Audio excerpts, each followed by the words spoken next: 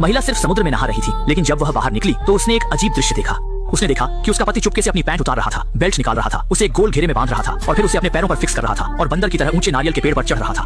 यह दृश्य देखकर महिला पूरी तरह से भ्रमित थी, समझ नहीं पा रही थी कि उसके पति ने यह कौन सी अनोखी तरकीब अपनाई है। अपने मन के संदेह को दूर करने के लिए उसने जल्दी से अपने कपड़े पहने और नारियल के पेड़ों के जंगल में अपने पति के पास पहुंची। लेकिन जब वह वहां पहुंची तो उसने सुना कि उसका पति किसी अन्य महिला के साथ फ्लर्ट कर रहा था। यह सुनकर महिला क्रोध से भर गई और उसका गुस्सा इतना था कि वह नारियल के पेड़ को हिलाकर अपने धोखेबाज पति को नीचे गिराकर मार देना चाहती थी। लेकिन फिर उसने सोचा, क्यों न देखें कि उसका पति कैसे सफाई देता है। यह सुनकर आदमी डर गया और तुरंत अपना फोन छिपा लिया। पत्नी के पूछने पर उसने बताया कि वह नारियल तोड़ने के लिए ऊपर आया था। पत्नी ने सुनकर बस हल्के से हंस दी। अपनी पत्नी को मुस्कुराते देखकर आदमी ने सोचा कि उसकी शर्मनाक हरकत का पता नहीं चला है।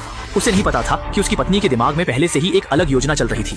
जब रात हुई, आदमी अपनी पत्नी के पास सोया हुआ था, निर्जन द्वीप पर छुट्टियों का आनंद ले रहा था और महिला ने दिन की घटना के बारे में कुछ भी नहीं कहा।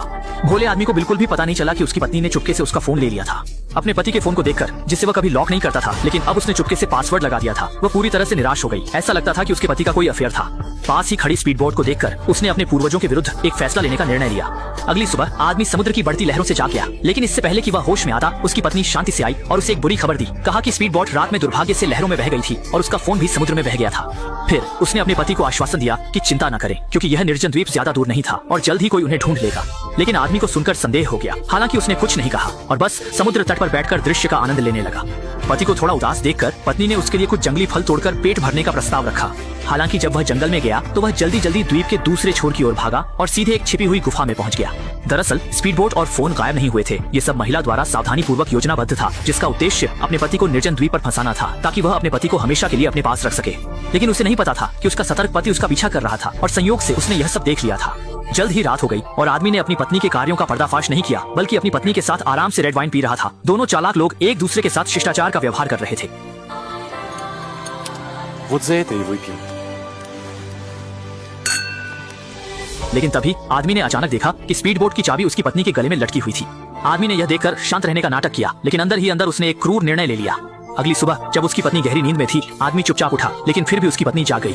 आदमी ने बताया कि वह नाश्ता तैयार करने जा रहा था। पत्नी को कुछ गड़बड़ लगी और तभी उसने पाया कि चाबी उसके पति ने चुरा ली थी। वह उसका पीछा करने के लिए उठने ही वाली थी जब उसने देखा कि उसका एक पैर पेड़ से बंधा हुआ था। फिर जब पत्नी अपने बंधन को खोलने की कोशिश कर रही थी, आदमी सीधे स्पीड बोट की ओर चला गया। वह अपनी पत्नी को हमेशा के लिए निर्जन द्वीप पर फंसाना चाहता था। जब महिला बाहर आई तब तक उसका पति स्पीड बोट को समुद्र तक ले गया था और फिर वह अपनी निराश पत्नी की परवाह किए बिना स्पीड बोट चलाकर चला गया। लेकिन अजीब बात यह थी कि पत्नी यह देखकर भी बहुत शांत थी। वह धीरे धीरे कैंप में वापस गई और सभी उपकरण ले गई। दरअसल उसने पहले से ही अपने पति से एक कदम आगे सोचकर चुपके से स्पीड बोट में कुछ हेरफेर किया था और जैसे जैसे स्पीड बोट दूर जा रही थी, चट्टान से बंधी रस्सी तनती जा रही थी और एक दुर्घटना होने वाली थी अगले ही पल।